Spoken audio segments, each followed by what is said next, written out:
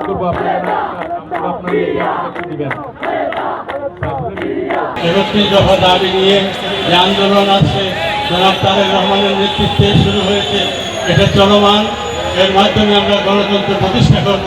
ঐক্যবদ্ধ থাকার আহ্বান জানিয়ে নেতাকর্মীদের উদ্দেশ্যে সাবেক মন্ত্রী ও বিএনপির ভাইস চেয়ারম্যান আব্দুল্লাহ আল নোমান বলেছেন, জিয়া পরিবার ও জাতীয়তাবাদী দলের সাথে বিগত সময়ে অনেক ষড়যন্ত্র হয়েছে, এখনও থেমে নেই। সবাইকে সতর্ক থাকতে হবে। সকল ষড়যন্ত্র রুখে দিতে শহীদ জিয়ার আদর্শে ঐক্যবদ্ধ থাকতে হবে। বিলুপ্তনের মাধ্যমে আমরা জাতীয়তাবাদী রাজনীতি সংস্কৃতি হিসেবে আবির্ভূত হতে পেরেছি। 19 জানুয়ারি রবিবার নগরীর 2 নং গেট বিপ্লব উদ্যানে শহীদ জিয়াউর রহমান শিক্ষাবৃত্তি পরীক্ষায় বিভিন্ন স্কুল কলেজ বিশ্ববিদ্যালয় থেকে বিজয়ী 150 শিক্ষার্থীদের মাঝে সনদ আর্থিক অনুদান প্রদান অনুষ্ঠান ও আলোচনা সভায় এইসব কথা বলেন তিনি। বিএনপির প্রভাবশালী নেতা আব্দুল্লাহ আল নোমানের সৌজন্যে ও নোমান পুত্র সাইদ আল নোমানের পৃষ্ঠপোষকতায় এই অনুষ্ঠান অনুষ্ঠিত হয়। আমাদের পরিবার থেকে শহীদ প্রেসিডেন্ট জিয়াউর রহমান শিক্ষাবৃত্তি 2025-এর ব্যবস্থা করা হয়েছে।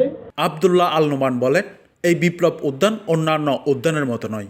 এই বিপ্লব উদ্যানের সাথে অনেক ইতিহাস জড়িয়ে আছে। মন্তব্য করে নেতাকর্মীদের উদ্দেশ্যে বিপ্লব উদ্যানের ইতিহাস তুলে ধরে লম্বা গল্প শুরু করেন, আর তা আগ্রহ নিয়ে দীর্ঘক্ষণ শুনেন নেতাকর্মীরাও।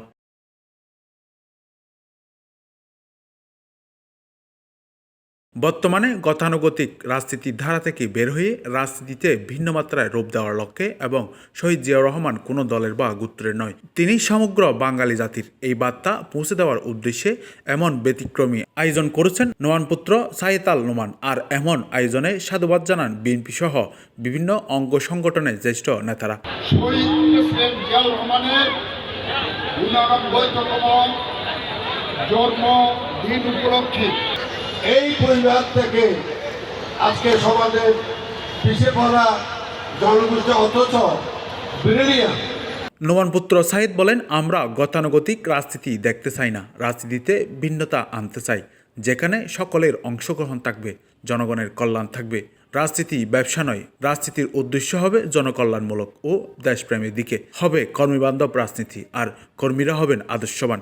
সত্যিকার শহীদ জিয়ার আদর্শের কর্মীরা কোনোদিন দুর্নীতি, চাঁদাবাজি, জনকল্যাণ বিমুখ কোনো কর্মকাণ্ড লিপ্ত থাকতে পারে না। মাইক যায় খুব একটা যায় না, আমি কিন্তু এই মাইক অডিয়েন্সে পাঠাবো। অতএব এখানে একটা আলোচনা হবে, আপনারাও সেই আলোচনার অংশ আমাদের।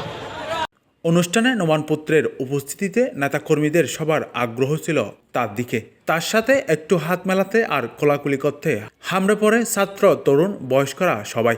কেউ সেলফিবাজিতে, কেউ বা একক ছবি ফ্রেমবন্দি করে নিতে, আবার গ্রুপ ছবি তুলতে ব্যস্ত ছিল কেউ কেউ। নেতাকর্মীদের আবদারে কোনো কমতি দেখাননি এই তরুণ রাজনীতিবিদ। কর্মীদের কাতারে মিশিয়ে একাকার হয়ে যেতে দেখা যায় তাকেও।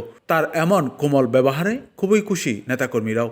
কাজ করে যাবেন এই আশা ব্যক্ত করি। ধন্যবাদ। আমাদের প্রিয় নেতা শ্রমিক দলের অভিভাবক আব্দুল্লাহ আল নোমান সহ আমরা রোমান ভাইয়ের ভাষা ছিলাম, ভবিষ্যতে পূজ্য ভাইয়ের ভাষা থাকবো ইনশাআল্লাহ। নাজামুদ্দিন আবির, দৈনিক আজাদী।